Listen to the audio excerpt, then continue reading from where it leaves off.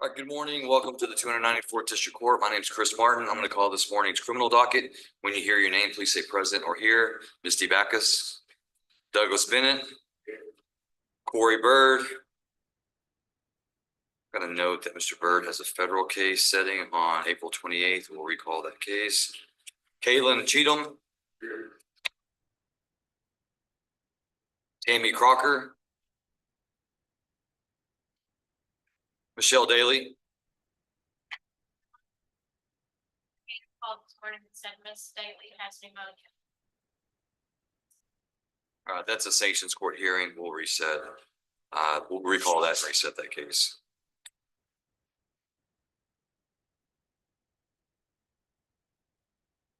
Nicholas Duncan. Here. Kyle Holland. Here. Max Juarez. Max Alexander Juarez. Guy McSpadden. Lena Price. Philip Swallows. Philip Wayne Swallows. Caleb Wayne Waller. Caleb Wayne Waller.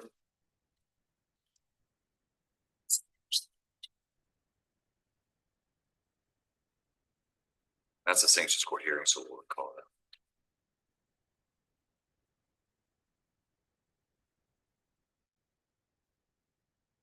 Pascal Waters, court finds Mr. Waters appeared this morning. A waiver of arraignment was submitted to the court, approved, and pretrial is set May 27th, I believe. May 27th at 9 a.m.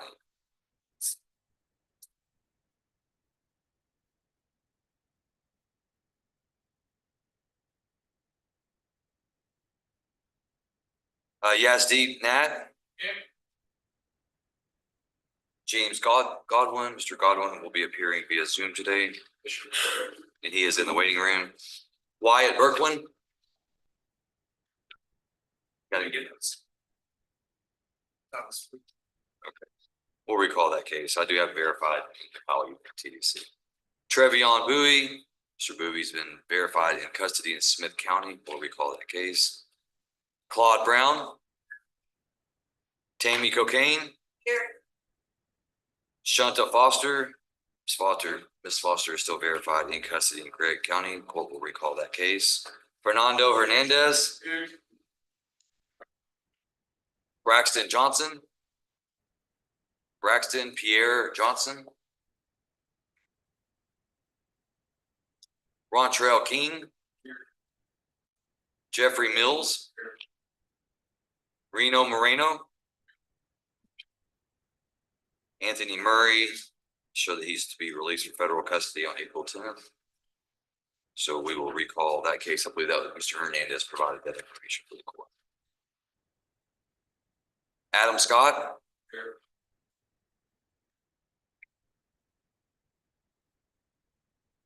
Jennifer Schaefer. Ray Williams. Here. Michael Shelton. President Counsel. Thank you, Mr. Ryan. Joshua Hogue.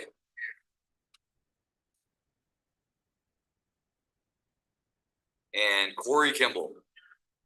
Is there anyone who's in the courtroom, if you've not heard your name called and you expect to be on the docket? I see no one. All right, do we have any counsel that's ready? Your name, sir? My name is David Vaughn, here for Yazdeep Nat. All right. Mr. Nat, if you'll come forward, please.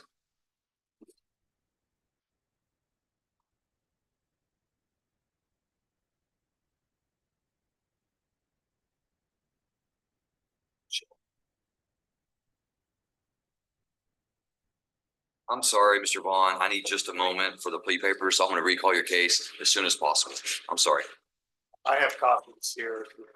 No, I'm going to need it electronically, I believe. Mr. Wine, are you ready? Mr. Shelton, please judge. Mr. Shelton, if you'll come forward.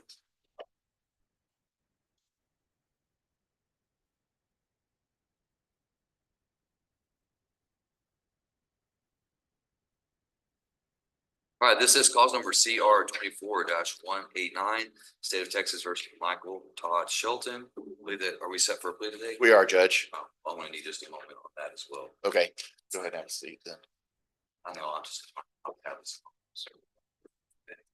Sorry. We have anyone that's ready, not on a plea? Sure. Yes.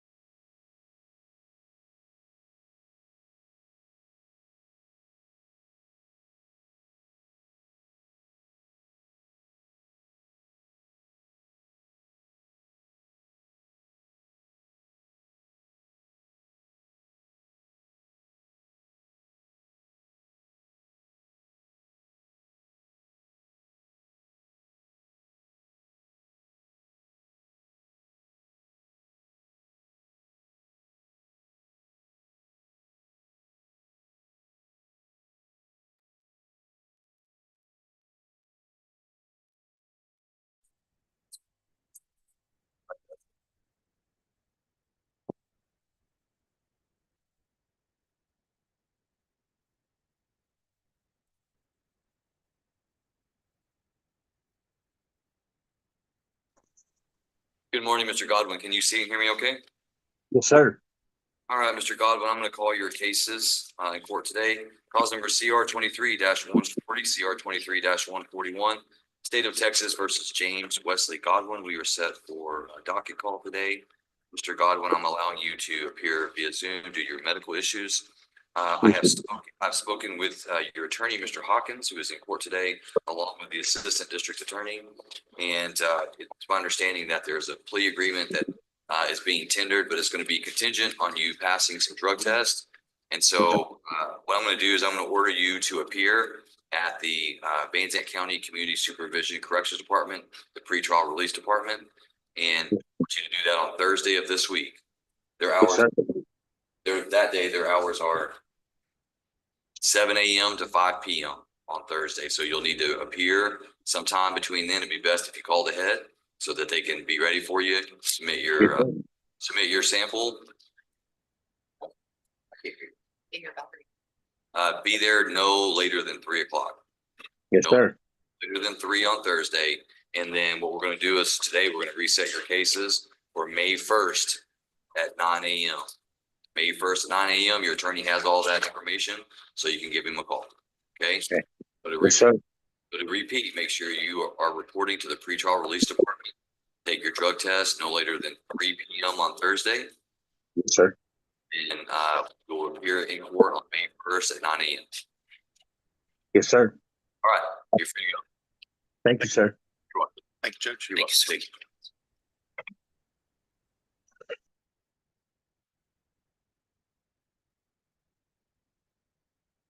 Yes, thank you, Mr. Hawkins.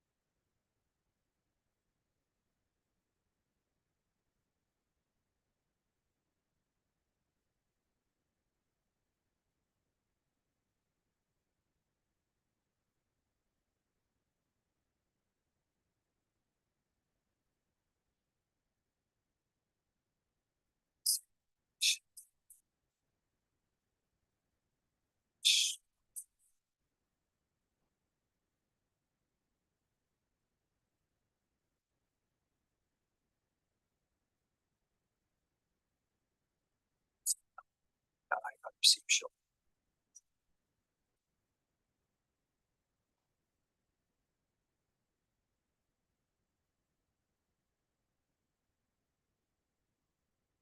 All right, Mr. Weiner.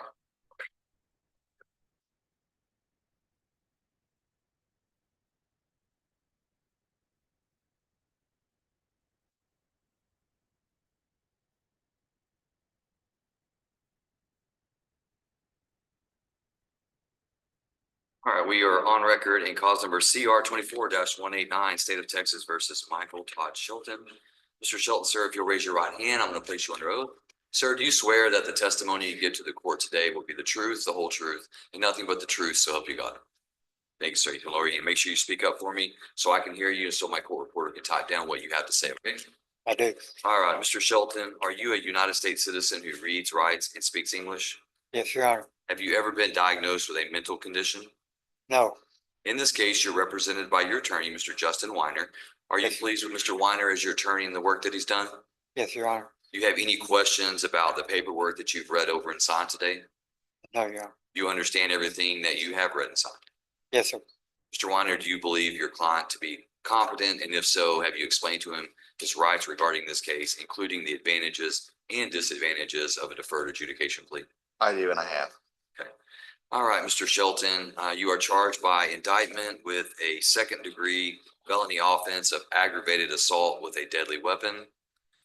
That does carry a range of punishment if you were to be convicted and sentenced of not less than 2 years in prison up to a maximum 20 years in prison, and could also carry a fine up to $10,000.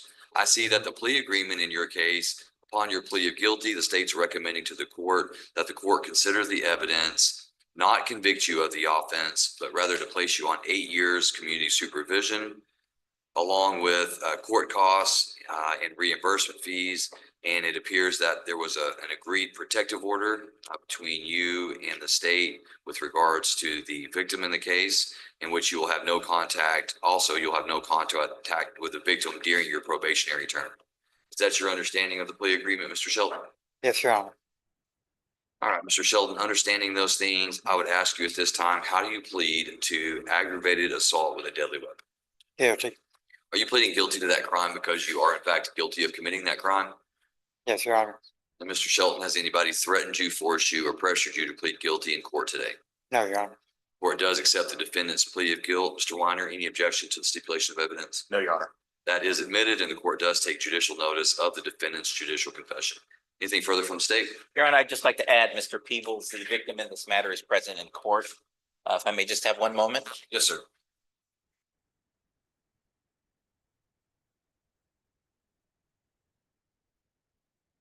And the state has nothing further, Your Honor. Thank you. All right, and the court will note for the record that it has received a victim impact statement form provided in this case, which the court will review. Anything further from the defense? No, I just would put on the record that the victim and my client are across the street neighbors. And so that very much complicates the protective order. I explained to my client that if he walks to his front yard, neighbors in the front yard just turn around and go back in his house. So that's why our protective order doesn't include some of the traditional language of going within a certain feet of the alleged victim. So for purpose of the record, I just want to put that on there, but we have nothing else, Judge. I do appreciate that. So there's a modification of the distance so that you could make an accommodation for them remaining in their homes. Otherwise, there would be no way for my client to continue to live in his home. Thank you, Mr. Ryan. All right, court's going to review the victim impact statement.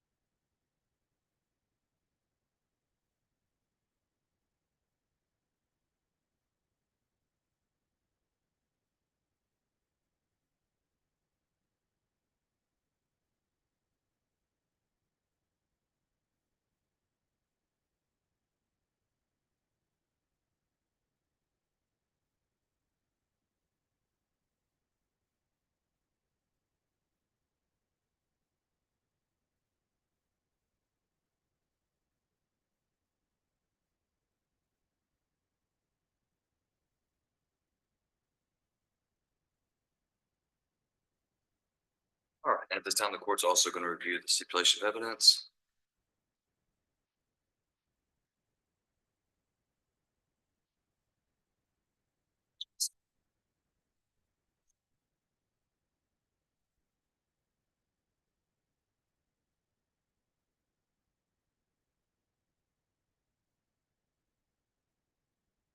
All right, the court, having reviewed the evidence, finds sufficient evidence to convict the defendant of this offense. However, the court will follow the recommendation of the state in the plea agreement. Court hereby defers a finding of guilt on the second-degree felony aggravated assault with a deadly weapon, places Mr. Shelton on 8 years community supervision, orders him to pay court costs of $290, reimbursement fees of $35. Furthermore, the court finding that a protective order was part of this plea agreement, the court does grant the protective order and the relief prayed for therein. The court will order that Mr. Shelton have no contact with the victim in compliance with the protective order and also as a condition of community supervision. Mr. Shelton, you hereby remanded to the custody of the probation department so they can carry out the terms and conditions of this sentence. So Mr. Shelton, for the next 8 years or however long you are on community supervision, you and Mr. Peoples, you are going to be living across the street from one another. You're going to have to, he's not going to exist to you. You understand? You don't look at him, you don't bother him. You work in your yard, he works in his yard, nothing more. You understand? Yes, Your Honor. Otherwise, you're in a whole heap of trouble. You understand? Yes, Your Honor. I'm sure Mr. Weiner has made that very clear to you. You understand? Yes, sir. All right. All right, Mr. Shelton, come on forward. I'm gonna have you get fingerprinted by the bailiff, and after that, you'll meet with the probation department. Is that all you have today, Mr. Weiner? Yes, Your Honor, may I be excused? Yes, sir. Thank you. Appreciate you. Good to see you.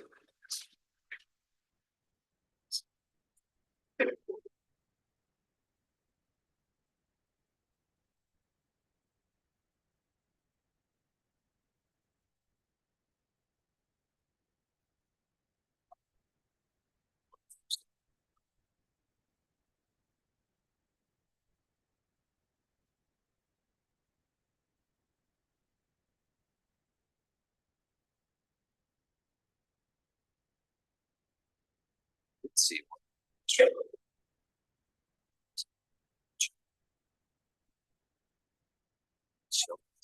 So much. I need to.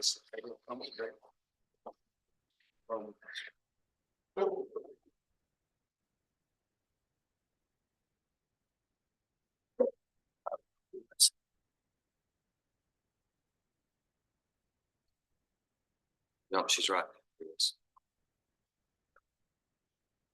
All right, Mr. Vaughn, let's try again. Mr. Nat?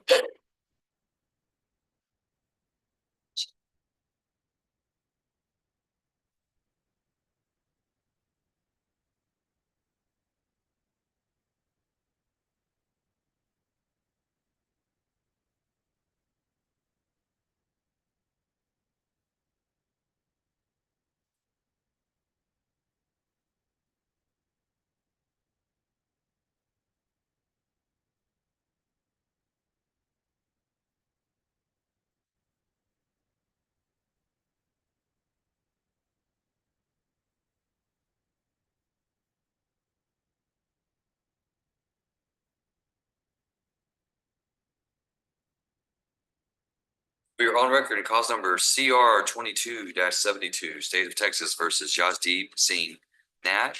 Mr. Nat, sir, if you'll raise your right hand, I'm going to place you under oath. Sir, do you swear that the testimony you give to the court today will be the truth, the whole truth, nothing but the truth, so help you God?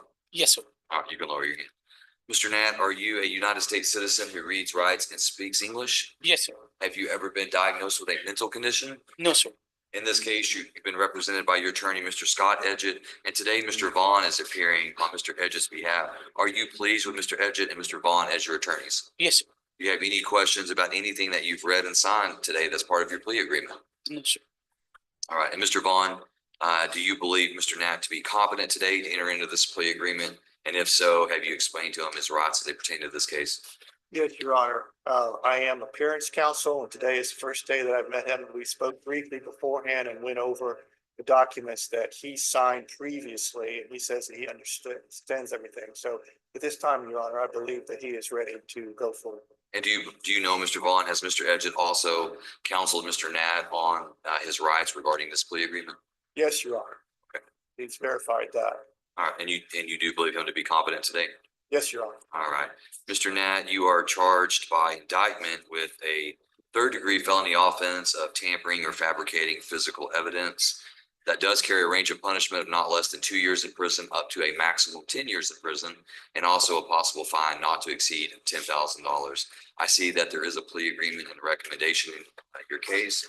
It appears that upon your plea of guilty to a lesser included offense of attempt to commit tampering or fabricating physical evidence under section 1244 B of the Texas Penal Code, the DA's office is recommending that you be convicted as a misdemeanor and also punished as a misdemeanor offense with a recommended sentence of 2 days in the county jail with credit for time already served. In addition, you would be responsible for court costs of $270 and reimbursement fees of $35. Is that, Mr. Nat, is that your understanding of the plea agreement? Yes, sir. All right, understanding those things, Mr. Nat, how do you plead to attempt to commit tampering or fabricating physical evidence? Plead guilty. And are you pleading guilty to that crime because you are in fact guilty of committing that crime? Yes, sir. And has anyone threatened, forced, or pressured you to plead guilty? No, sir. All right, the court will accept the defendant's plea of guilt at this time. Mr. Vaughn, any objection to the stipulation of evidence? No, Your Honor. The stipulation of evidence is admitted and the court takes judicial notice of the defendant's judicial confession. Anything further from the state? Nothing further, Your Honor. Thank you. Anything further from the defense? No, Your Honor. All right, court will review the evidence.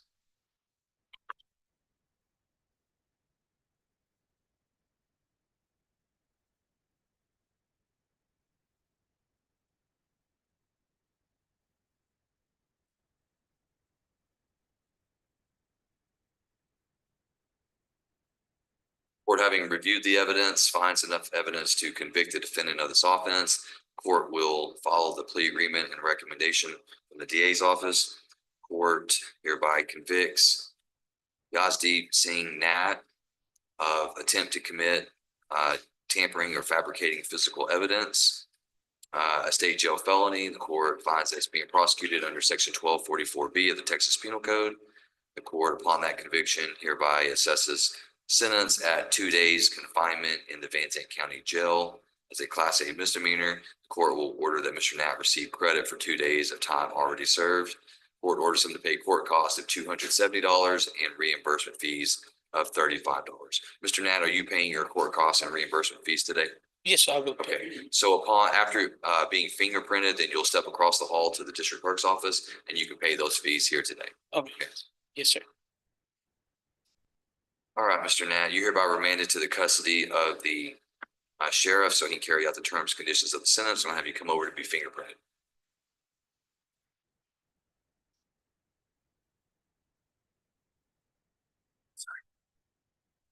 Mr. Vaughn, is that all you have today in this court? It is, Your Honor. Thank you, sir. You're free to go. Thank you, sir.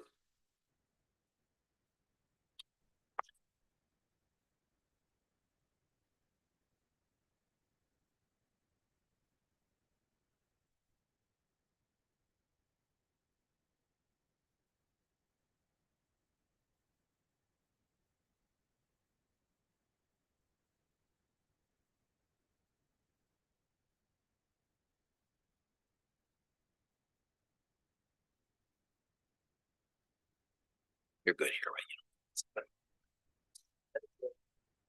Yes, sir.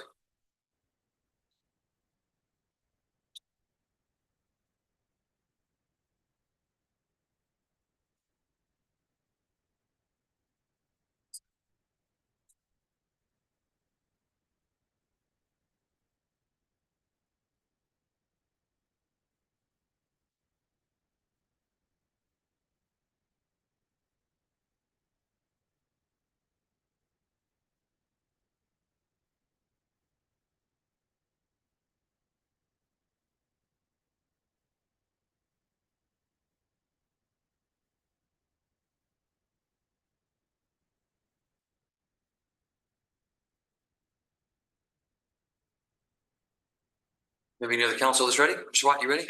I'm going best, Joshua. Oh, Mr. Hoag?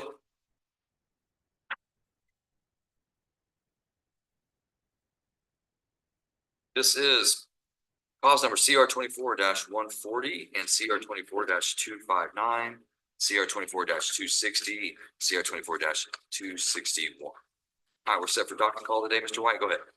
Your Honor, we're gonna need to, set this for a plea. And since Mr. Hogue will need to get some matters taken care of, we would like to have at least 30 days to get his affairs. Any objections from the state? No objection, Your Honor. All right, will this be a morning plea or an afternoon plea? I think it'd be an afternoon plea. And Mr. White, I show that Mr. Hogue is delinquent on his bond supervision fees, I believe. And did he originally have a court-appointed attorney? Did you sub in for a court-appointed attorney, or have you been the attorney the whole time? I've been the attorney the whole time. Okay. Yeah, they're showing attorney fees on here, which if you've been retained, then obviously, so it looks like maybe $30 on bond supervision fees. So we'll need to make sure that that's taken care of before we come back.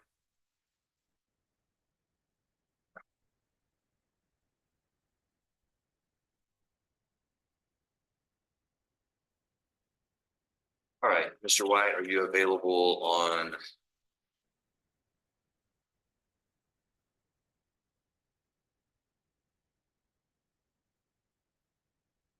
Either do May 1st, we could do May 15th, May 15th. May 15th.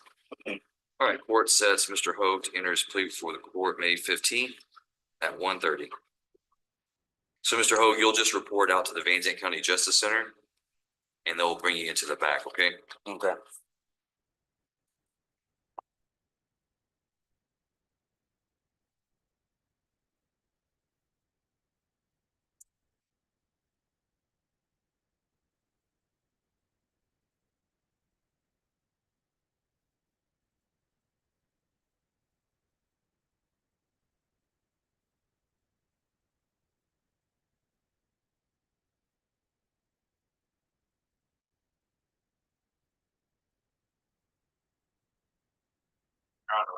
Plea set for today, but be honest with you, I don't know what we're supposed to do.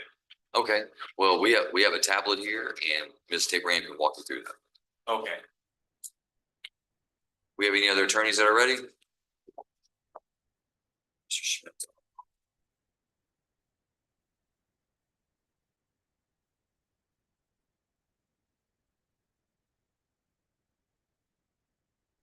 Douglas Bennett.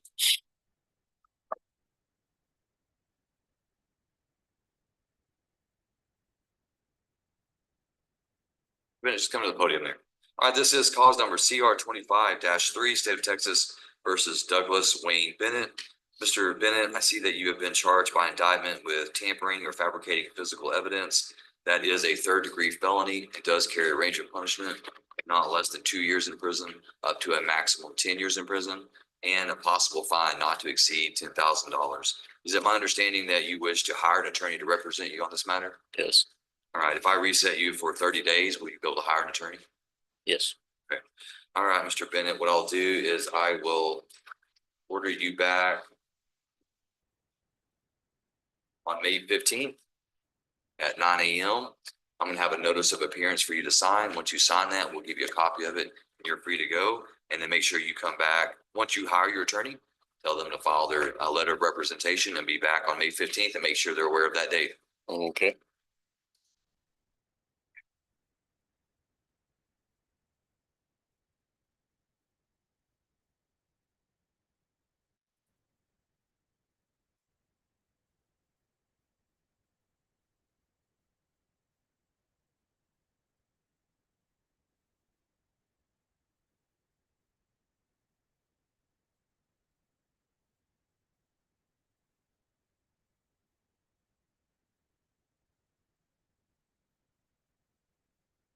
Is Philip Swallows here?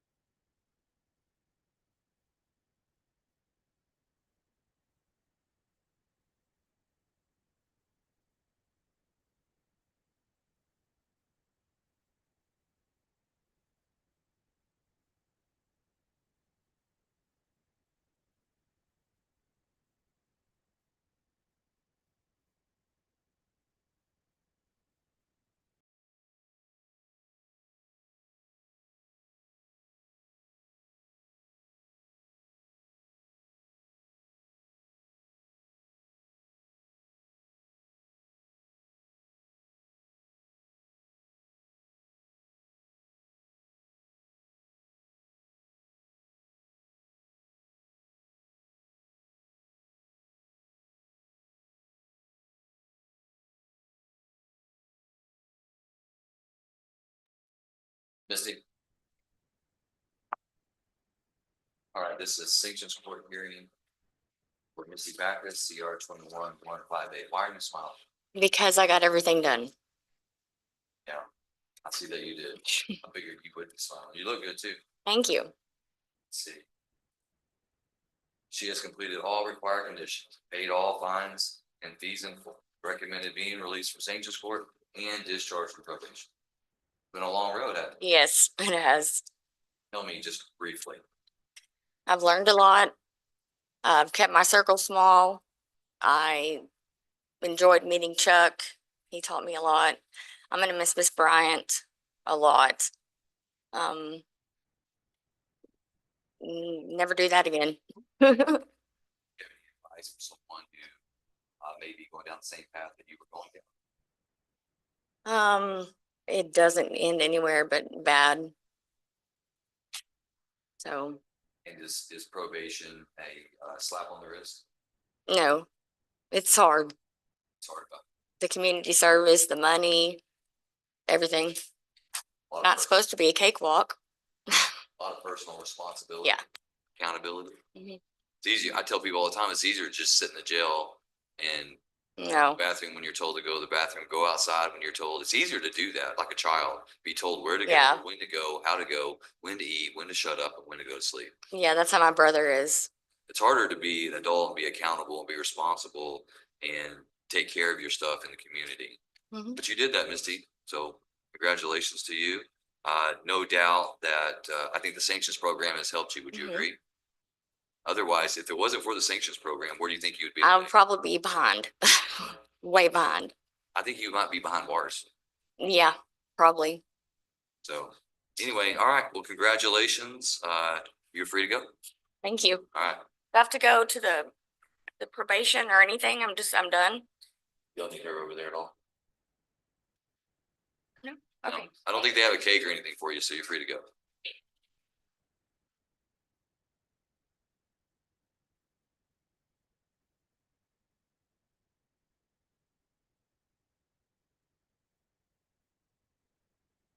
Tammy Crocker.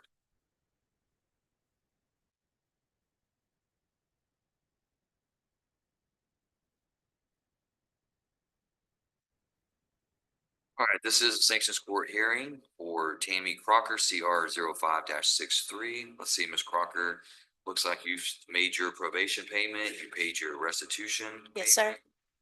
payment. That looks good. We're gonna have you come back on May 1st. Yes, sir. And so I need you to pay the same thing, 90 to probation, 100 to restitution. And let's do the same thing that we've been doing on May 1st, okay? Yes, sir. All right, Deputy Martinez is gonna bring you a notice of setting, sign that, and you'll be free to go, okay? Thank you. You're welcome.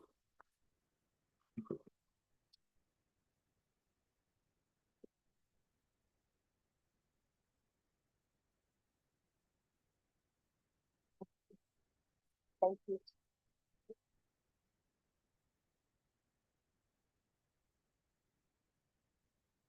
Reset Miss Michelle Daly, cause number CR 14460. We're gonna reset her to May 1st.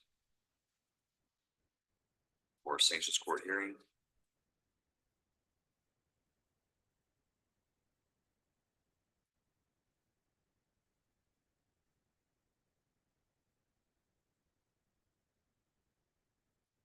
Mr. Duncan?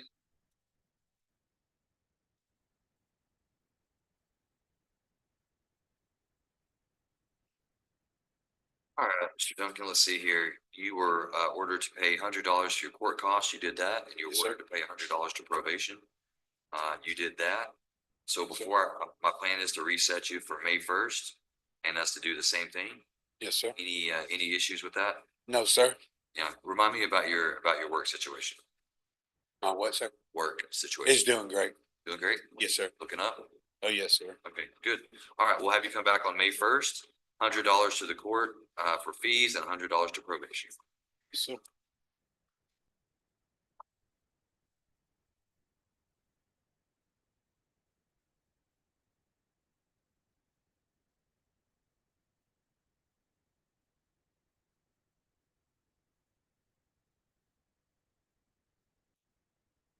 Thank you, sir.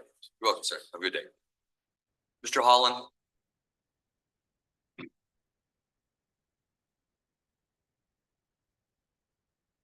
right, good morning, Mr. Holland. Good morning. All right, let's see. Last time we were in court, you and I talked about you're positive for THC. You were sanctioned 3 days in jail, and you went and served that 3 days in jail. Yes, sir. And so what I'm gonna do is I'm gonna UA you today, okay? And we're gonna reset you for May 1st. $60 to probation, $100 to the court for collections, and 20 hours community service, okay? Yes, sir. And it appears that you did all those same things. You did your 3 days in jail and you paid all your fees and you did your 20 hours. Yes, sir. You're making good progress on your community supervision. You'll have that paid off, or you'll have that served off quicker than usual. So that's good. All right, so we'll have you come back on May 1st, $60 to probation, 100 to court, 20 hours community service. And then after you sign them, we'll have you come over here and meet with the probation officers. They're gonna take your UA and then you'll be free to go. Oh, they actually just took it from me. Oh, they did? Yes, Okay, sir. good.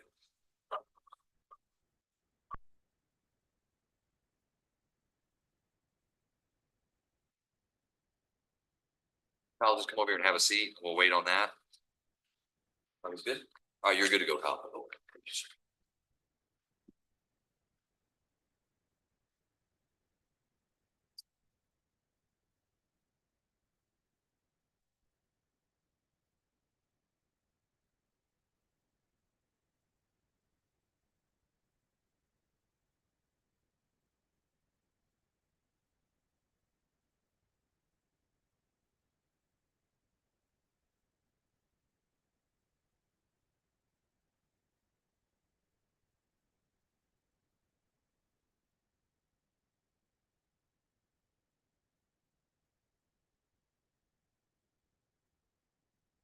Ms. Price?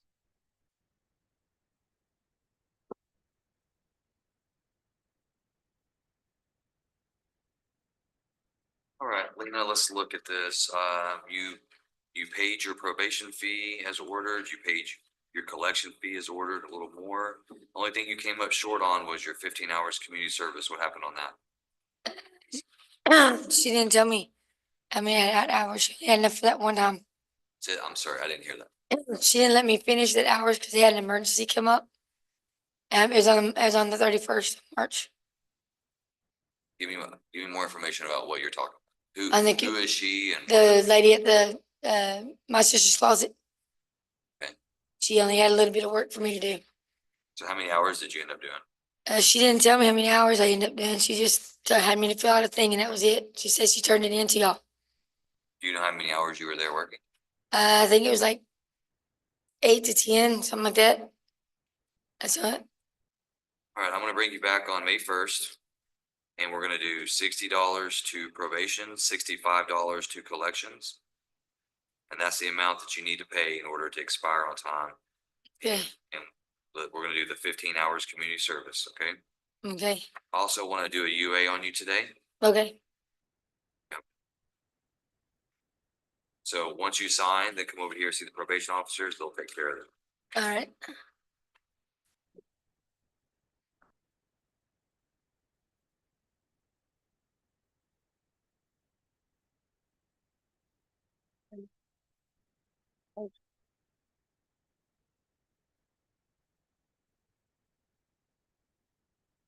Mr. Juarez?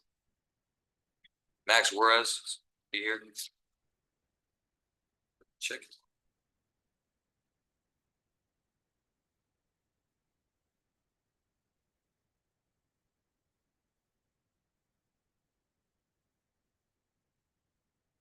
He was.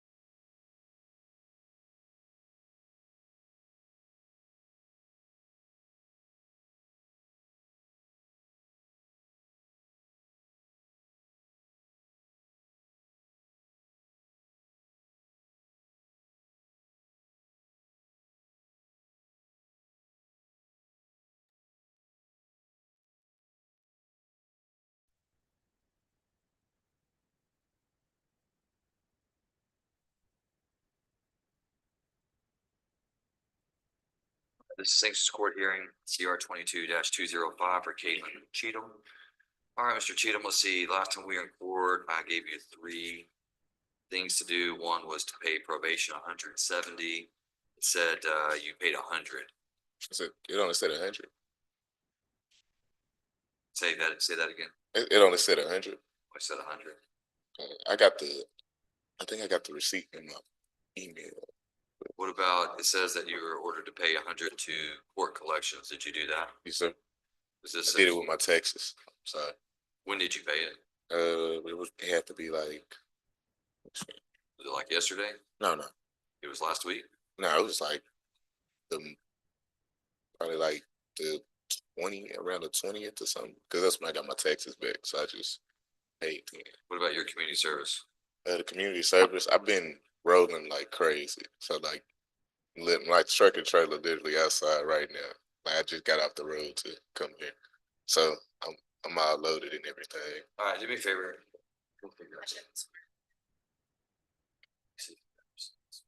You have receipts with you on your money? I can check it later. Come over here. See if your money. See if you have receipts. It's just probation. We can just be service with that.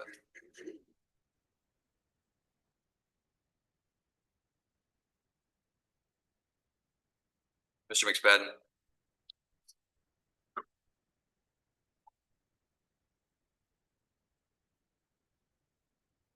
All right, Mr. McSpadden, let's see. At last sanctions court, we talked about a few things you needed to do. One was to pay $120 to probation. It says you paid 100. Is that right? Yes, sir. On each. And then it said pay 80 to court collections. It says that you didn't do that. Did you? Yes, I got a receipt, Your Honor. When did you pay that? It's only been a couple of days, Your Honor. So it wasn't last week? It's actually Sunday. It was when it cleared my bank.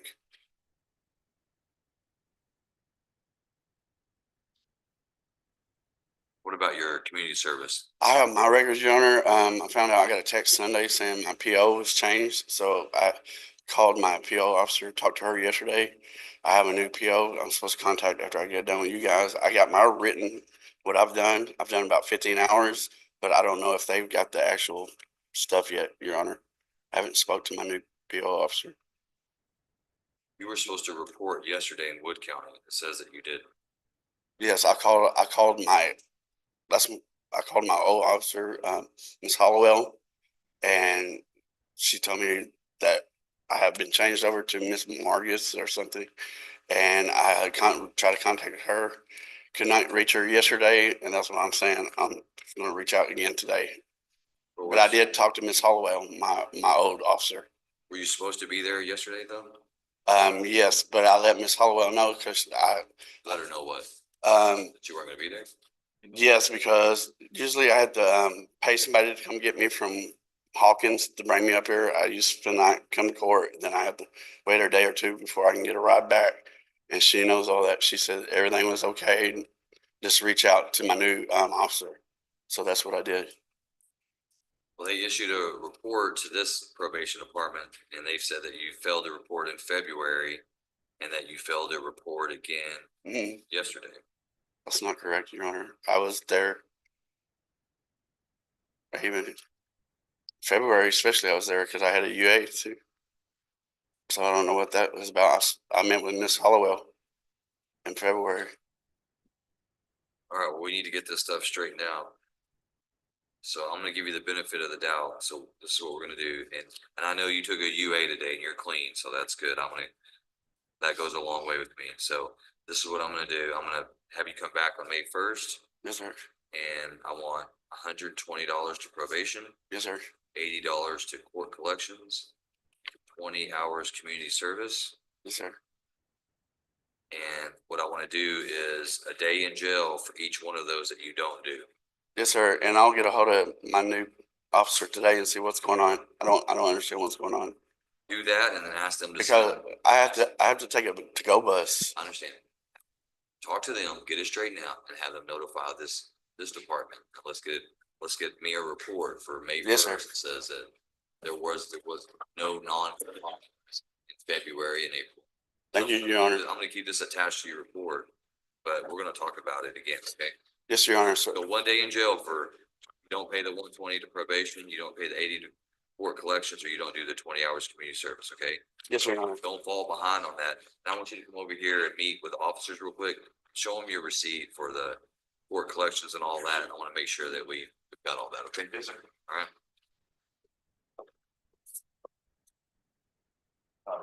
Verify the receipts on the money and everything, and then he's good to go. Thank you, Your Honor. You're welcome.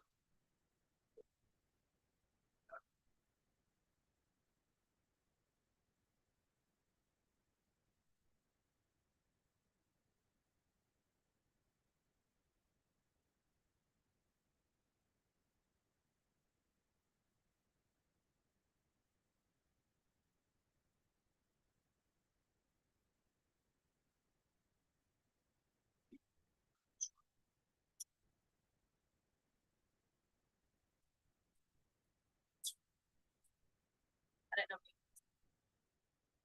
It doesn't matter. Doesn't. Doesn't matter.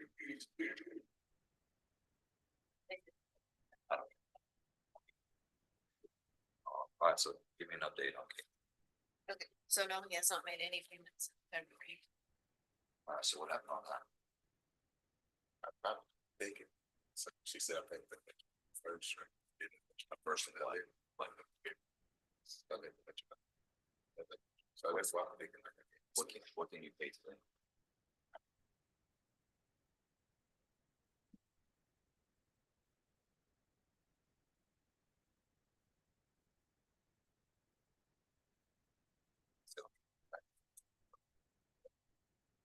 So, said that you paid, so this actually did pay up. So, In February. so And he paid it.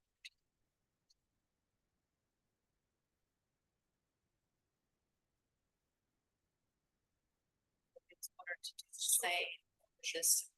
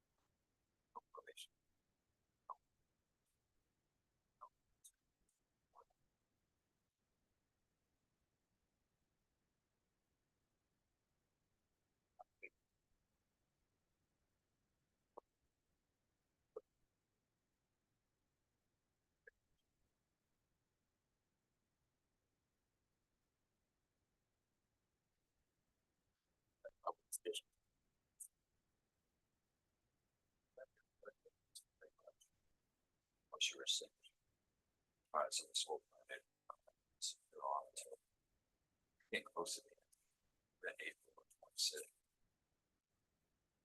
So it's well worth it.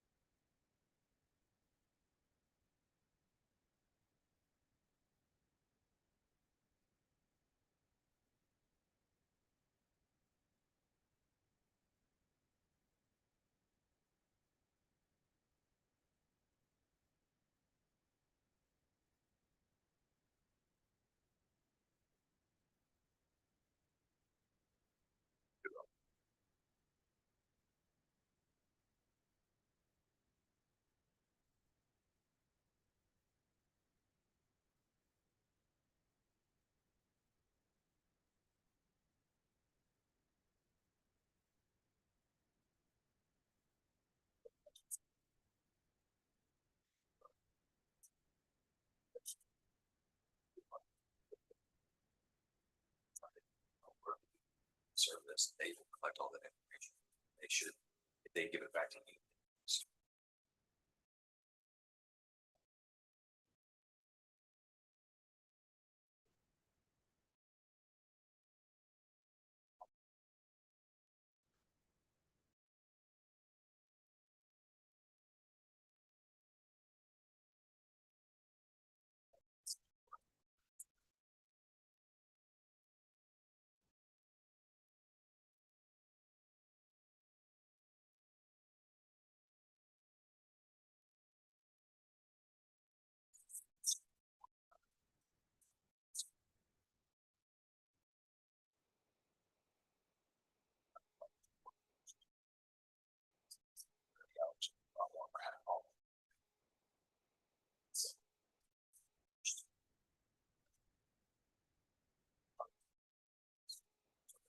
Guys, I'm gonna also Saturdays, Mondays to work, but you work probation.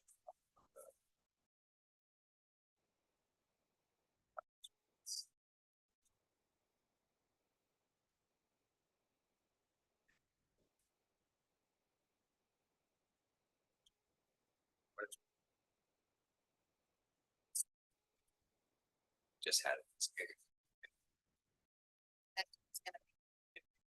First, second, third. Yeah. So happy here on the first. The third, that's a Thursday. Start that day.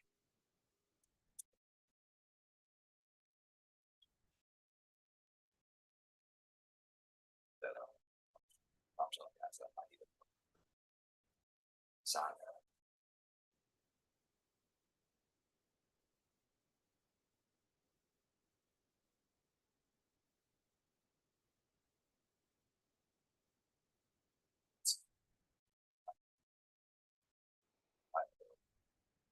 Sacrifices. So extend innovation for these and spending more time back here. Building, just tie the bill. So you saw this back as right. First one on forever, ever. Like there's cost a lot of time on. Bill. Job. Get 30. Take it serious and get. See you back on the first. Make sure.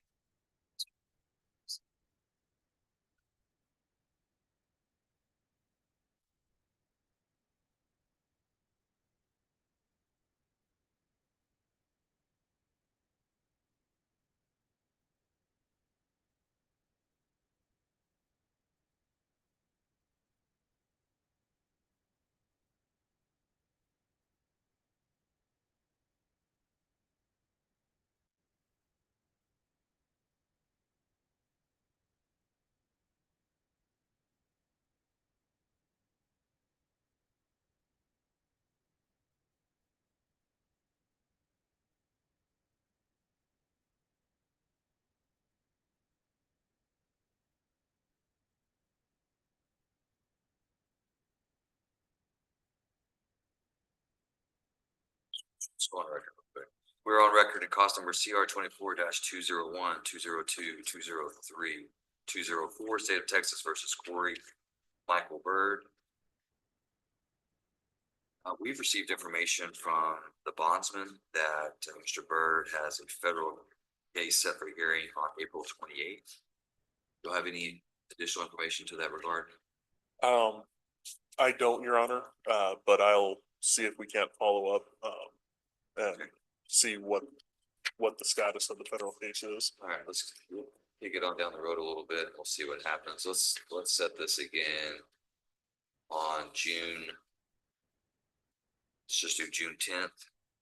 We'll set it for status of federal custody.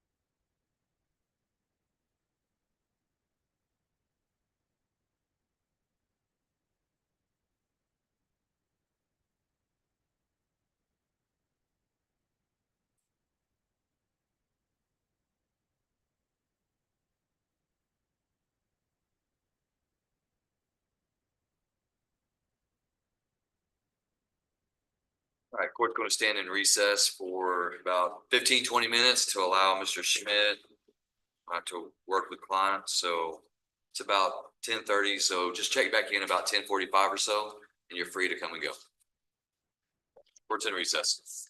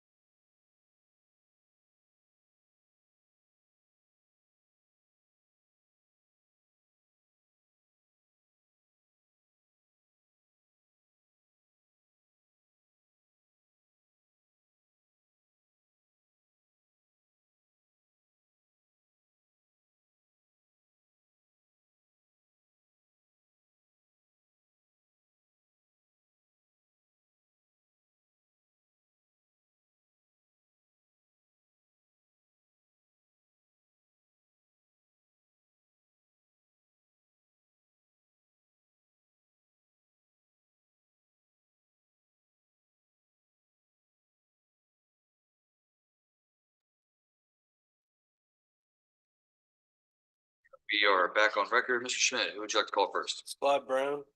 Mr. Brown? This is cause number CR 24-254, State of Texas versus Claude Dwayne Brown. Is this a plea today, Mr. Schmidt? No, sir. We're gonna ask for one last docket call. I thought we were. Let me double check. Let's see. Can we recall him? Yes, we'll recall you, Mr. Brown. How about Tammy Cocaine? Ms. Cocaine, cause number CR 24-205, State of Texas versus Amy Renee Cocaine. Ms. Cocaine is set for a docket call today, Mr. Schmidt. I think, we're getting close to wrapping this cocaine up. I think, the state was going to, check on a few issues before we're ready to resolve it. So I think we're gonna ask for another docket call. State's in agreement, Your Honor. Okay. You want to do Thursday, May 1st, Mr. Schmidt? What day? Hang on, you're Tuesdays, aren't you? The next Tuesday that I would have, are you needing like 30 days or?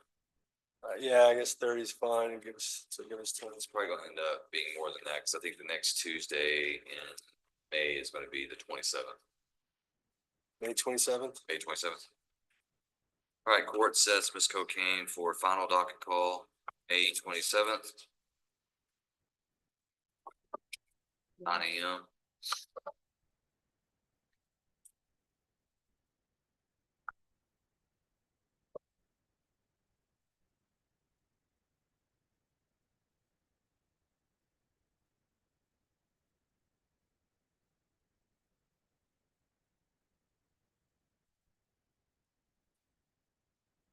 Ms. Cocaine, before you leave. Yes, sir. Show that you are delinquent on your pretrial release fees. It's 1 month, isn't it, sir? My docket says $120. Okay, What you're delinquent. Can you pay that today? yes. All right, then I'm gonna order you to go across the street and pay that at the probation department today, Okay, $120. okay. Is it okay if I do it online? I don't care if you do it online. Can you do that online? You can do it online, but it needs to be done today. Okay, thank you, Right. sir. Appreciate you so much.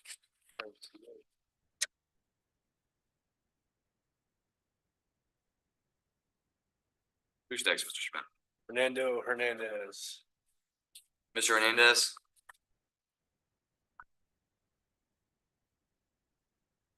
This is cause number CR 23-162, State of Texas versus Fernando David Hernandez. Is this the plea, Mr. Schmidt? No, sir, we had a plea offer that we had accepted with the state, and the state had some additional issues come up, and they've since revoked that offer. We need a little bit more time to regroup, so we'd ask for another docket call. Any objection from state? No objection. Your Honor. All right, court sets Mr. Hernandez for final docket call, May 27th at 9 a.m.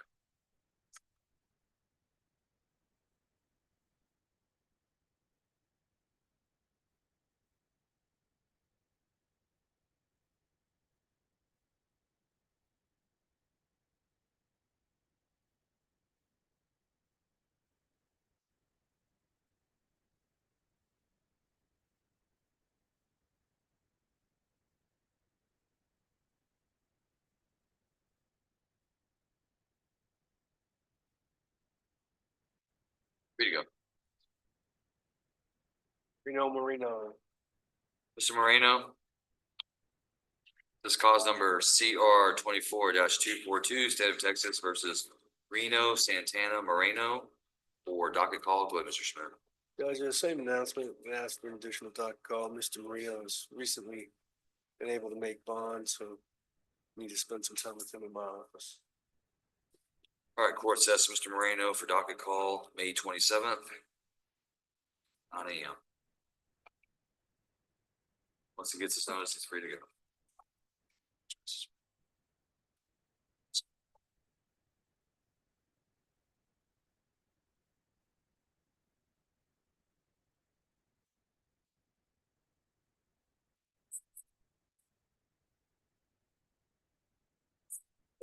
Yeah, that's appreciate it. Jennifer Schaefer. Ms. Schaefer. This is cause number CR 25-24, State of Texas versus Jennifer Diane Schaefer for arraignment. That's correct, Judge. I received a copy of the indictment. Her name's correct. We'd waive formal reading, enter a plea of not guilty. All right, the court enters Ms. Schaefer's plea of not guilty into the record, finds that she's waived the formal requirements of arraignment. Court sets this matter for a pretrial hearing on May 27th at 9 a.m. Ms. Schaefer, you are on conditions of pretrial release. Do you understand that? Yes, sir. All right, and so I show that you're delinquent on some of your payments, $40 on your bond supervision, and $50 on your attorney fees for a total of $90. Can you pay that today? Yes, sir, I am. Okay, then I'm gonna order you to get that paid today, okay? Okay.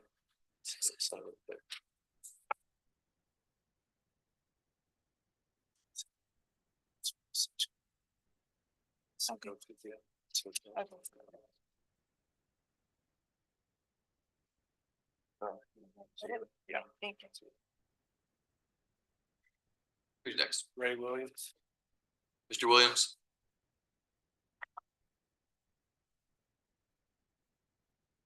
This is cause number CR 24-226, State of Texas versus Ray Anthony Williams, final document call.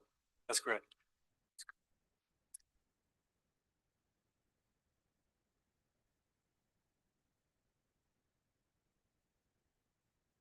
May we approach, Judge? You may.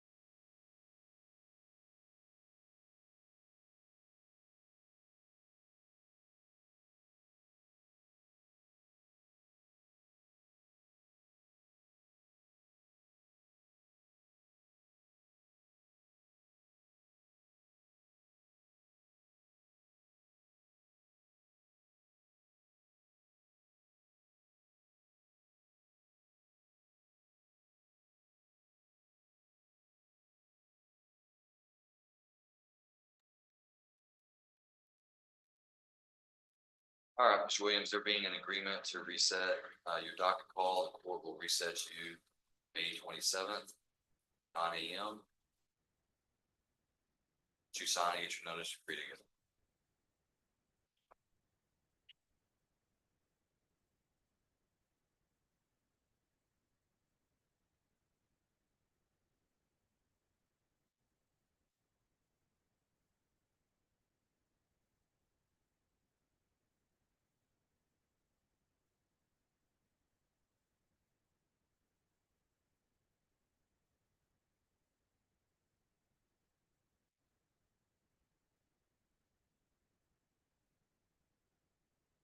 Judge, I do notice that I do have papers on Mr. Brown. Everybody else is in your queue.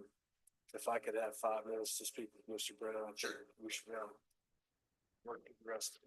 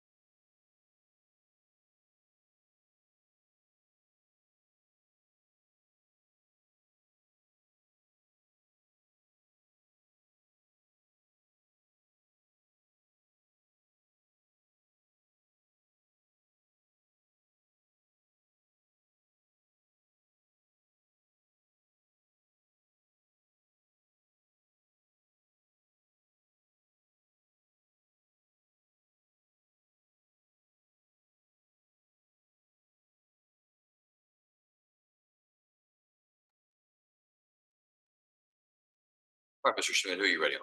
Judge, the rest of, my clientele are pleased. They should be in your queue, so whichever order you desire.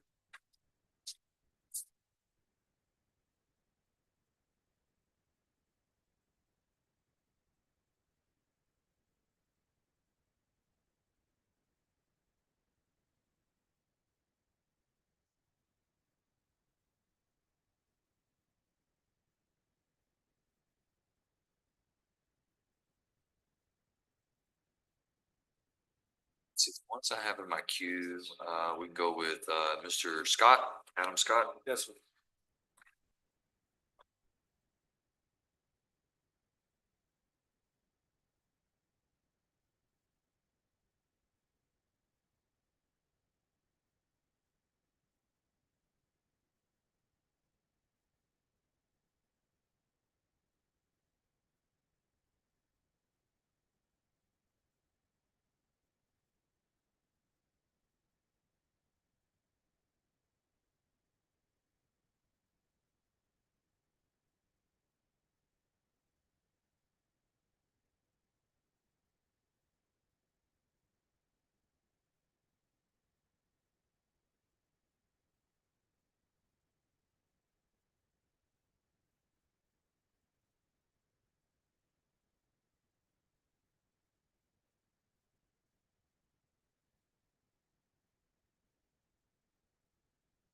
Scott, sir, if you'll raise your right hand, I'm going to place you under oath. Sir, do you swear that the testimony you give to the court today will be the truth, the whole truth, and nothing but the truth, so help you God? Is your name Adam James Scott? Yes, sir. And Mr. Scott, are you a United States citizen who reads, writes, and speaks English? Yes, sir. And Mr. Scott, have you ever been diagnosed with a mental condition? No, sir. In this case, you're represented by your attorney, Mr. Richard Schmidt. Are you pleased with Mr. Schmidt as your attorney and the work that he's done? Yes, sir. Do you understand everything that you've read and signed as part of your plea agreement? Yes, sir. Do you have any questions about anything? No, sir. Mr. Schmidt, do you believe Mr. Scott to be competent? And if so, have you explained to him his rights regarding these cases and also the advantages and disadvantages of a deferred adjudication plea? Yes, sir. All right, Mr. Scott, I see that you were charged by indictment with 5 separate charges. It appears today that you've reached a plea agreement in cause number CR 24-291, in which it appears that you would be pleading guilty to burglary of a building, a state jail felony. A state jail felony carries a range of punishment of not less than 6 months in prison or up to 2 years in prison, and a possible fine not to exceed $10,000. I see the plea agreement is upon your plea of guilty to that crime, states recommending that the court consider the evidence, place you on deferred community supervision for a period of 3 years. That means the court would not convict you today. You would also be ordered to pay a $750 fine plus court costs, reimbursement fees of $535. In addition, as part of the agreement, the state's agreeing to dismiss your other remaining charges, which would be cause numbers CR 24-287, 288, 289, 290, and also an unfiled assault of a family or household member by impeding breath or circulation, which is DA number 2023-633. Is that your understanding of the plea agreement, Mr. Scott? Yes, sir. Yours as well, Mr. Schmidt? Yes. All right, Mr. Scott, understanding the plea agreement, the range of punishment I've told you is 6 months up to 2 years and a fine up to $10,000. Understanding all of that, Mr. Scott, how do you plead to burglary of a building, a state jail felony? Guilty. Are you pleading guilty to that crime because you are in fact guilty of committing that crime? Yes. And Mr. Scott, has anybody threatened you, forced you, or pressured you to plead guilty to this crime? No, sir. All right, the court does accept the defendant's plea of guilt in this cause. Mr. Schmidt, any objections to the stipulation of evidence supporting the plea? No, sir. Stipulation of evidence is admitted and the court takes judicial notice of the defendant's judicial confession. Anything further from the state? Your Honor, only in as far as rejecting that assault family violence case, state has been in contact with the alleged victim in that case, and she did request the state to drop the case. Thank you, Mr. Hartwell. Anything further from the defense? Yes. All right, the court will consider the evidence.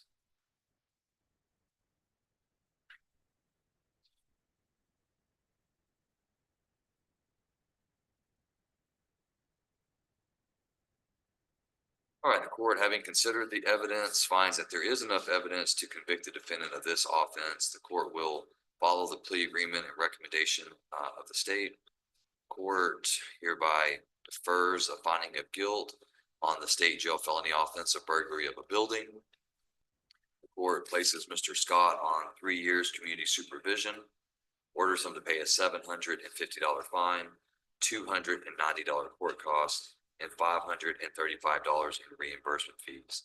As part of the agreement, the court is dismissing cause numbers CR 24-287, CR 24-288, CR 24-289, CR 24-290. And the court finds that the state is agreeing to reject DA 2023-633 assault of a household or family. All right, Mr. Scott, you're hereby remanded to the custody of the probation department so they can carry out the terms and conditions of the sentence. We'll have you come forward to be fingerprinted. After that, the probation officers will give you more information.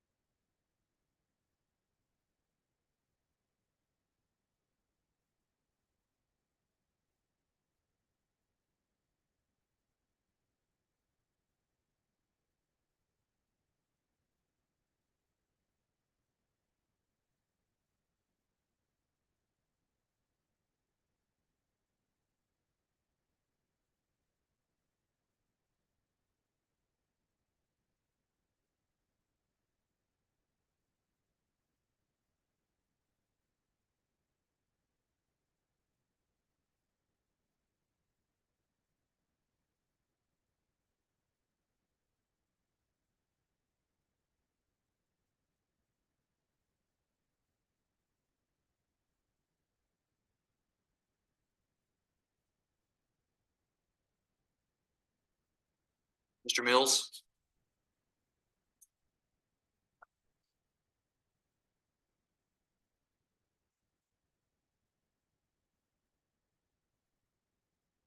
Okay, this is cause number CR 21-229, State of Texas versus Jeffrey Alden Mills. Mr. Mills, sir, if you'll raise your right hand, I'm gonna place you under oath. Sir, do you swear that the testimony you give to the court today will be the truth, the whole truth, and nothing but the truth, so help you God? Yes, sir. All right, Mr. Mills, if you'll lower your hand. Your name is Jeffrey Alden Mills, is that correct? Yes, sir. Mr. Mills, are you a United States citizen who reads, writes, and speaks English? Yes, sir. Have you ever been diagnosed with a mental condition? No, sir. In this case, you're represented by your attorney, Mr. Richard Schmidt. Are you pleased with Mr. Schmidt and the work he's done as your attorney? Yes, sir. Do you have any questions about your plea agreement? No, sir. All right, Mr. Schmidt, do you believe Mr. Mills to be competent to enter into a plea agreement today? And if so, have you explained to him his rights as they pertain to this case? Yes, I have. All right, Mr. Mills, I see that you were originally indicted with a second-degree felony offense of indecency with a child by sexual contact.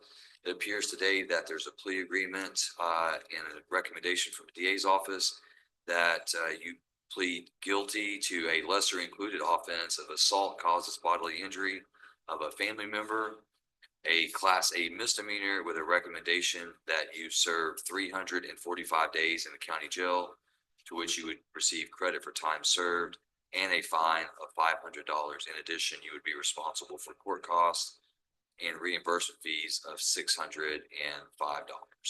Is that your understanding of the plea agreement? Yes, sir. Mr. Mills, the range of punishment for a Class A misdemeanor is a maximum jail sentence of up to 365 days and a possible fine not to exceed $4,000. Understanding those things, Mr. Mills, how do you plead to assault causes bodily injury of a family member? Guilty, Your Honor. Are you pleading guilty to that crime because you are in fact guilty of committing that crime? Yes, sir. And Mr. Mills, has anybody threatened, forced, or pressured you to plead guilty to this crime? No, sir. All right, the court will accept the defendant's plea of guilt. Mr. Schmidt, any objection to the stipulation of evidence? No objection. Stipulation of evidence is admitted and the court takes judicial notice of the defendant's judicial confession. Anything further from the state? Your Honor, only that the victim in the case is supportive of this plea As the court knows, this case was set for trial this month. As part of our trial preparation, we continue to follow up with the victims. Victim indicated that what's contained in the stipulation is true and accurate, and that at trial, that's the evidence that would have been borne out.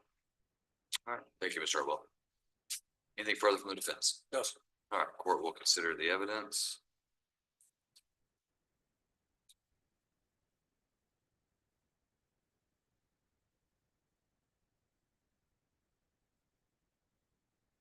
All right, the court, having considered the evidence, finds that there is enough evidence to convict the defendant of this offense.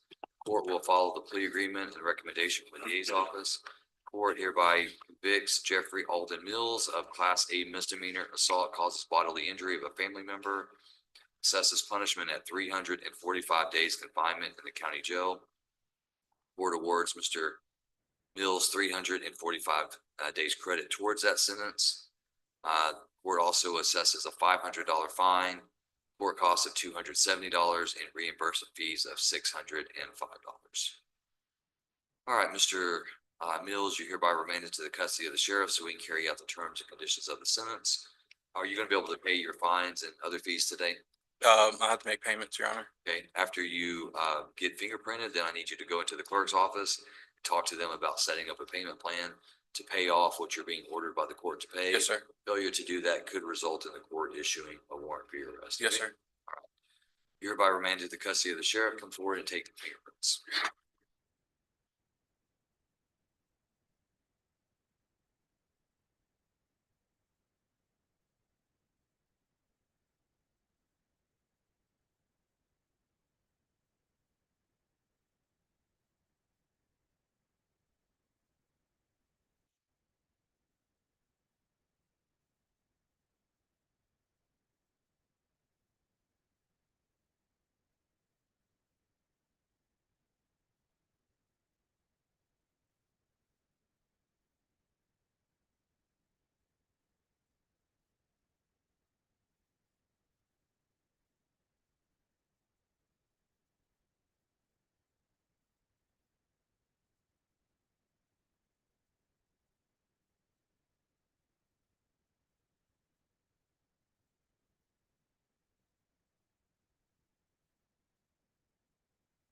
If I didn't say it on the record, Mr. Mills is given credit, the 345 days credit towards the sentence for time already served.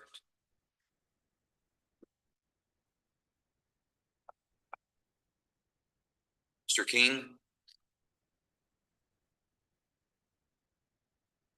This is cause number CR 17-98, State of Texas versus Rontrell Therese King. Mr. King, sir, if you'll raise your right hand. Sir, do you swear that the testimony you give to the court today will be the truth, the whole truth, and nothing but the truth, so help you God? Yes, sir.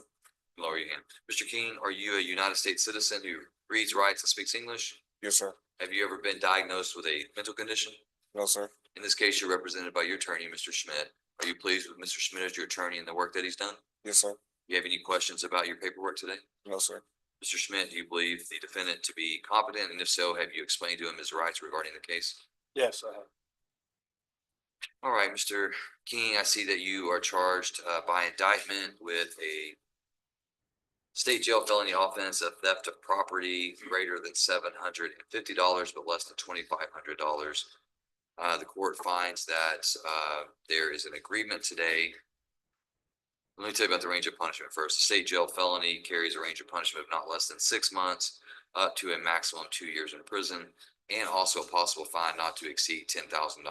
However, I see that there is an agreement between you and the state in which, upon your plea of guilty to that offense, the DA's office is recommending that you plead guilty and be convicted of the lesser included offense of theft of property greater than $750, less than $2,500. Was the original offense enhanced? Yes, Your Honor. There was a security device enhancement that we all agreed probably wouldn't be proven at trial. Okay, so with the dropping of that enhancement, that would change the level of offense to a Class A misdemeanor, which carries confinement in jail up to a maximum of 365 days and a possible fine not to exceed $4,000. I see that the agreement is upon you pleading guilty to that offense. The DA's office is recommending that your punishment be assessed after conviction at 10 days confinement in the county jail, for which you would receive 10 days of credit for time already served. In addition, you would be ordered to pay a $500 fine, court costs of $270, and reimbursement fees of $535. Is that your understanding of the plea agreement, Mr. King? Yes, sir. All right, understanding those things, Mr. King, how do you plead to theft of property greater than $750, less than less than $2,500? Guilty. Are you pleading guilty to that crime because you are in fact guilty of committing that crime? Yes, sir. Mr. King, has anybody threatened you, forced you, or pressured you to plead guilty? No, sir. The court does accept the defendant's plea of guilt. Mr. Schmidt, any objection to the evidence supporting the plea? No, sir. The evidence is admitted and the court takes judicial notice of the defendant's judicial confession. Anything further from the state? Nothing further, Your Honor. Thank you. Anything further from the defense? No, sir. All right, court's going to review the evidence.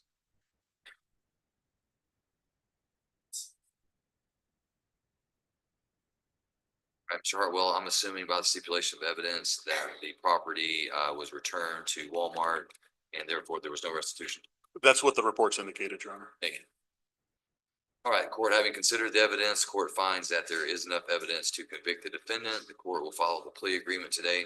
The court hereby convicts Rontrell Therese King of theft of property, Class A misdemeanor, assesses his punishment at 10 days confinement in the Van Zandt County Jail, orders him to pay a $500 fine, $270 in court costs, $535 in reimbursement fees. Mr. King, are you able to pay your fines and fees today in full?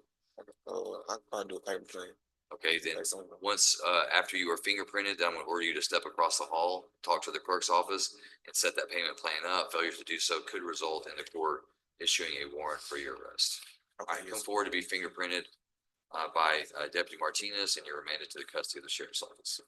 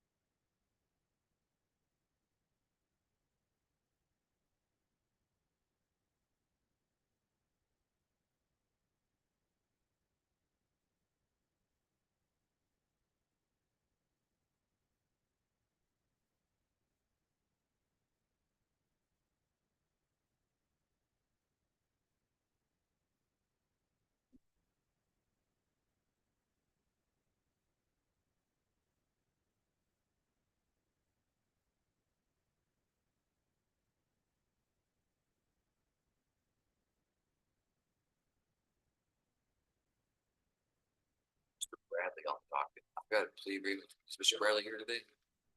Or is that this afternoon? Yeah, and I think that That could be this afternoon. I just saw it pop up in my.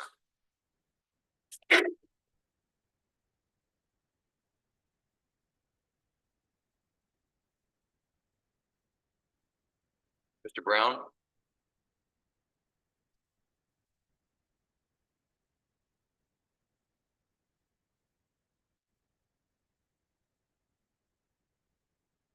Are we going forward with the plea on Mr. Brown today? yes, sir. All right, Mr. Brown, sir, this is cause number CR 24-254, State of Texas versus Claude Dwayne Brown. Mr. Brown, sir, if you'll raise your right hand, do you swear that the testimony you give to the court today will be the truth, the whole truth, and nothing but the truth, so help you God? Yes, sir. All right, you can lower your hand. Mr. Brown, are you a United States citizen who reads, writes, and speaks English? Yes, sir. Have you ever been diagnosed with a mental condition? No, sir. In this case, you're represented by your attorney, Mr. Schmidt. Are you pleased with him as your attorney and the work that he's done? Yes, sir. Do you have any questions about your paperwork today? No, sir. All right, Mr. Schmidt, do you believe Mr. Brown to be competent? And if so, have you explained to him his rights as they pertain to this case and also the advantages and disadvantages of a deferred adjudication plea? Yes, sir. All right, Mr. Brown, I see that you were indicted with a Third degree felony offense of possession of a controlled substance, penalty group 1, greater than 1 grams, less than 4 grams. That does carry a range of punishment of not less than 2 years in prison up to a maximum 10 years in prison, and a possible fine not to exceed $10,000.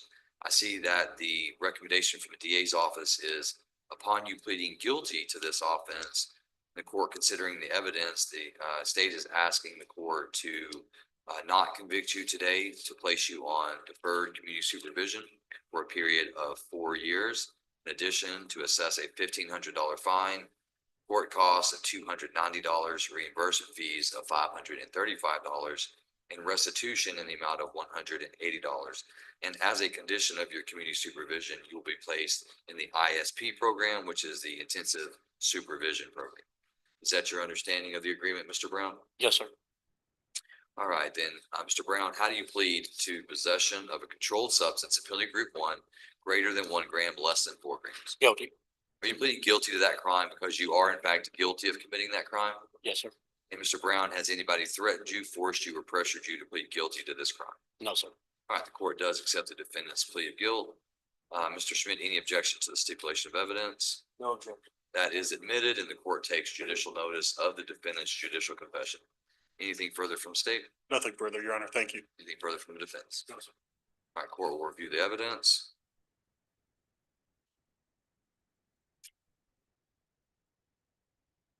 All right, the court finds that there is enough evidence to convict the defendant of this offense. The court will follow the plea agreement and the recommendation from state.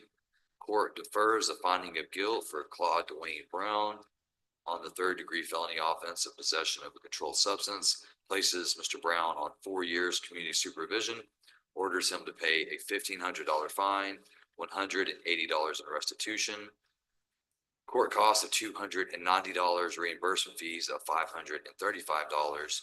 The court orders him to be placed on intensive supervision. Mr. Brown, you hereby remanded to the custody of the probation department so they can carry out the terms and conditions of the sentence. I'm going to have you come forward to be fingerprinted. After that, you'll meet with the probation department. Thank you.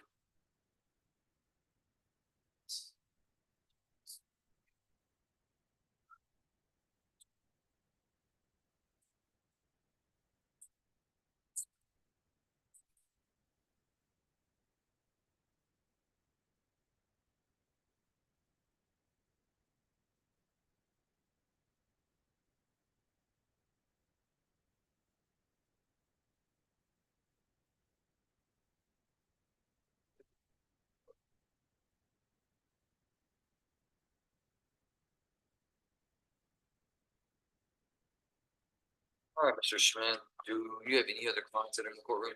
Yes. All right, who do you want to call next? Mr. Johnson here. Johnson, Johnson, Mr. Johnson. it's a plea. You should have it in your.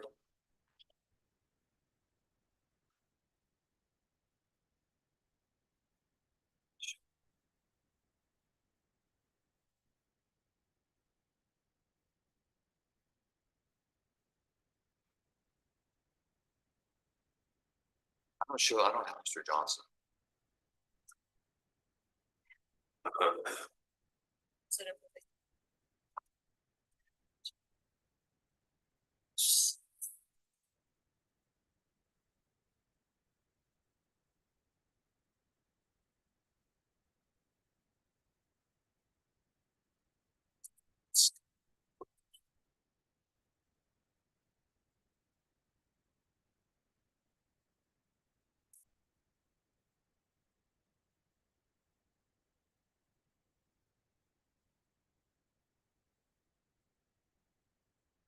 While you're doing that, Mr. Schmidt, your clients that are verified in custody, I'm just going to reset all of them to May 27th while you're doing it. Oh, yes.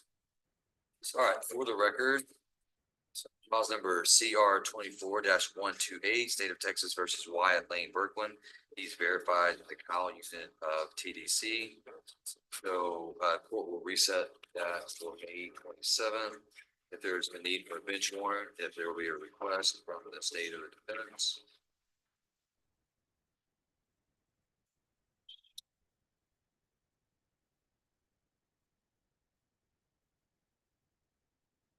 Cause number CR 24-198, State of Texas versus Trevion Lakeith Bowie. Mr. Bowie is verified in custody in Smith County. He is set for arraignment. The court will reset his arraignment for May 27th.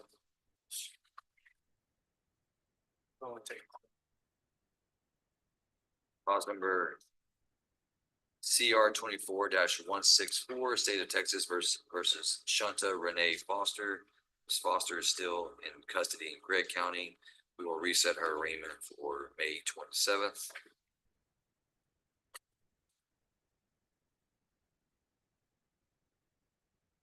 All right, cause number CR 22-336, State of Texas versus Anthony Wayne Murray.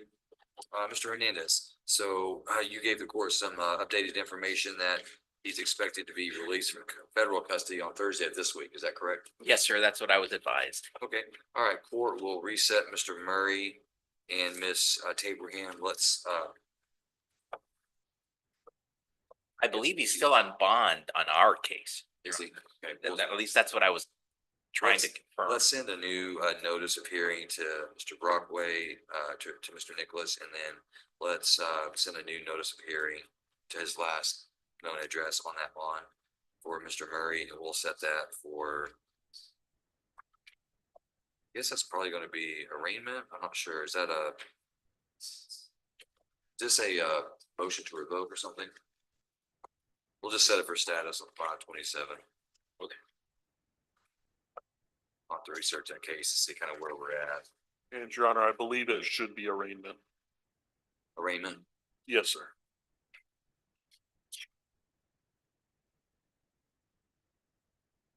Or possibly docket call. I see a notice of setting, December 3rd of 2024, for a docket call. So he may have been arraigned already and was in the process. We'll get him here and then we'll figure that out. All right. Let's see. And what is the date on that new? 5/27. I think Mr. Schmidt, if he's the correct attorney, then we'll set it for 5/27. Thank you, sir. It's Mr. Schmidt with Mr. Johnson. They step out to the deputy. All right.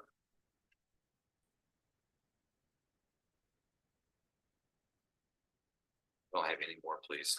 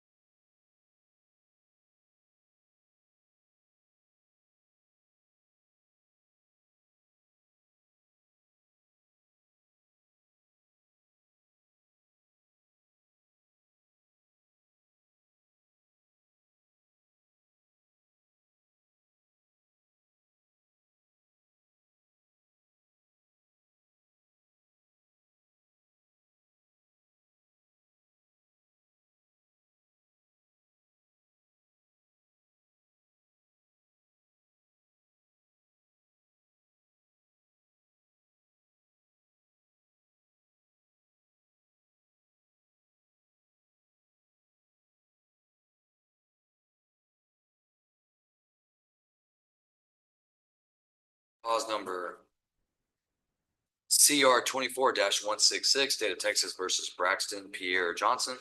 Mr. Johnson, sir, if you'll raise your right hand.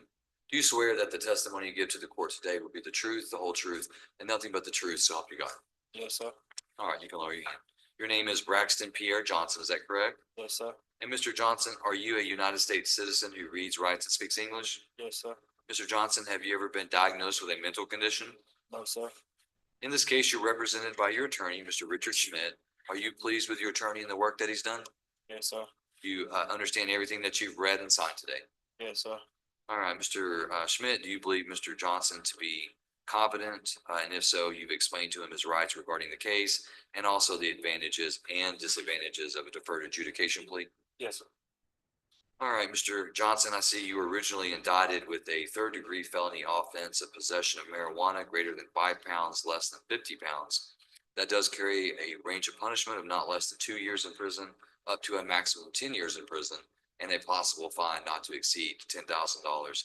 I see that the plea agreement in your case is upon you pleading guilty to that crime.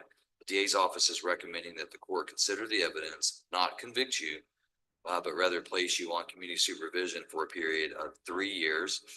Also, you would be assessed a $1,500 fine, court costs of $290, reimbursement fees of $535, and also restitution of $180.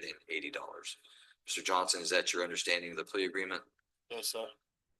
All right, understanding those things, Mr. Johnson, how do you plead to possession of marijuana greater than 5 pounds, less than 50 pounds? Yes. Okay, and are you pleading guilty to that crime because you are in fact guilty of committing that crime? Yes, sir. And Mr. Johnson, has anybody threatened you, forced you, or pressured you to plead guilty? No, sir. All right, the court accepts the defendant's plea of guilt. Mr. Schmidt, any objection to the stipulation of evidence? No, sir. All right, that is admitted and the court takes judicial notice of the defendant's judicial confession. Anything further from the state? No, Your Honor, thank you. Anything further from the defense? Nothing further. All right, the court will consider the evidence.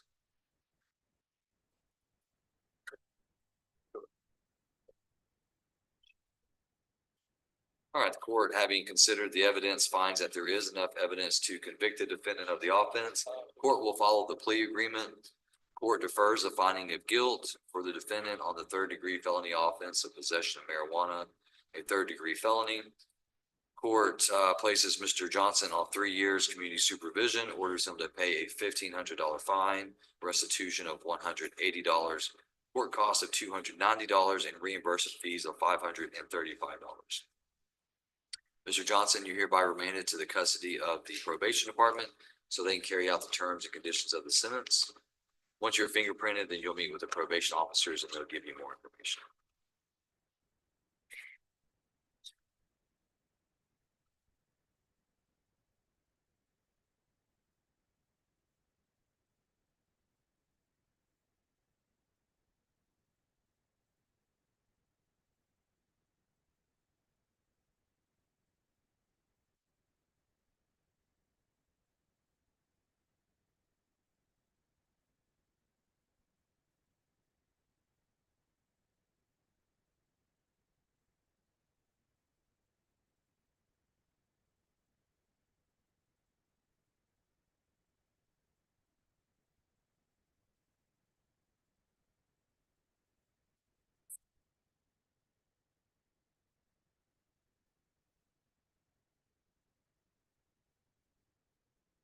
Mr. Kimball.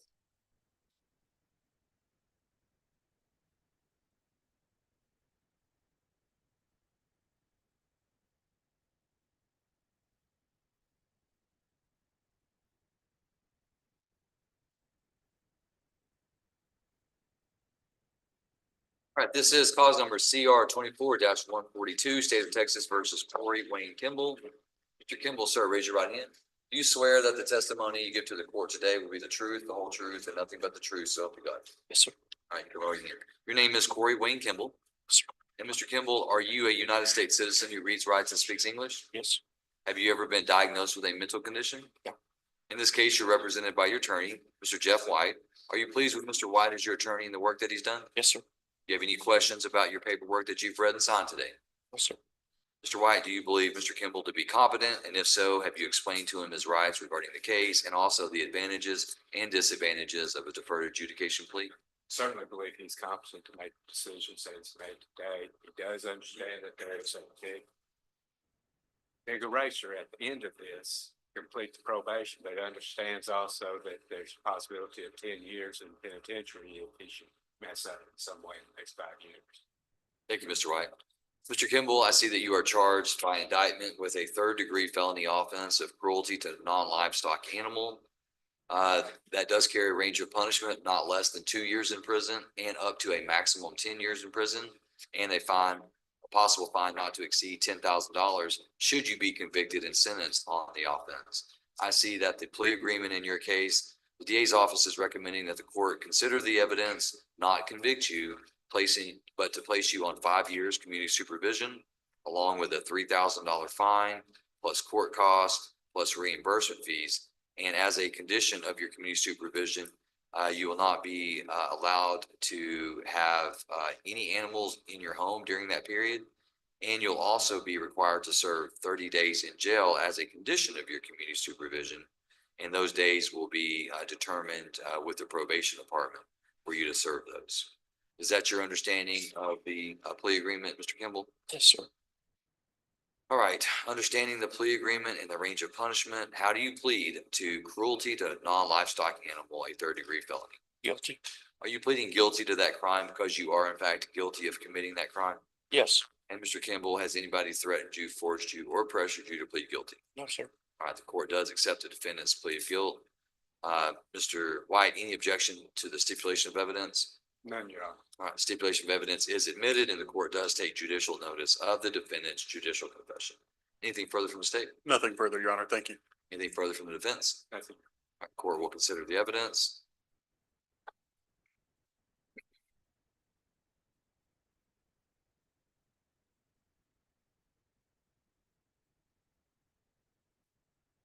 All right, the court, having reviewed the evidence, finds enough evidence to convict the defendant of this offense. The court does follow the plea agreement today. Court hereby defers a finding of guilt on the third-degree felony offense of cruelty to non-livestock animal. Court places Mr. Kimball on 5 years community supervision, orders him to pay a $3,000 fine. Court orders him to also pay court costs of $290, reimbursement fees of $35. Court will order that Mr. Kimball not have any animals during his home during the probationary term, that he will serve 30 days in jail as a condition of his community supervision, those days to be determined by the Van Zandt County Community Supervision Department. All right, Mr. Kimball, you hereby remanded to the custody of the probation department so they can carry out the terms and conditions of the sentence. I'm gonna have you come forward to be fingerprinted, and then the probation officer will tell you about what's next.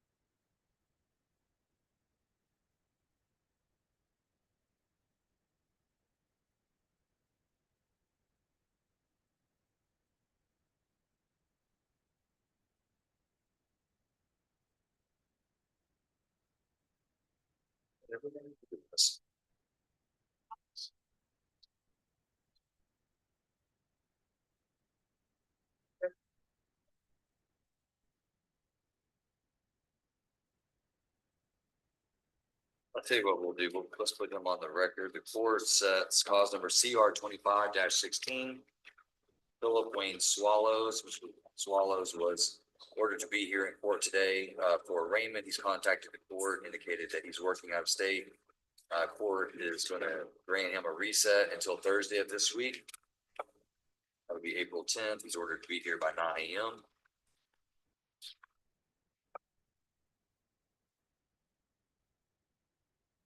All right, I believe that does conclude this morning's criminal docket. The court's going to stand in recess for the afternoon docket beginning at 1:30. Court's adjourned at this time.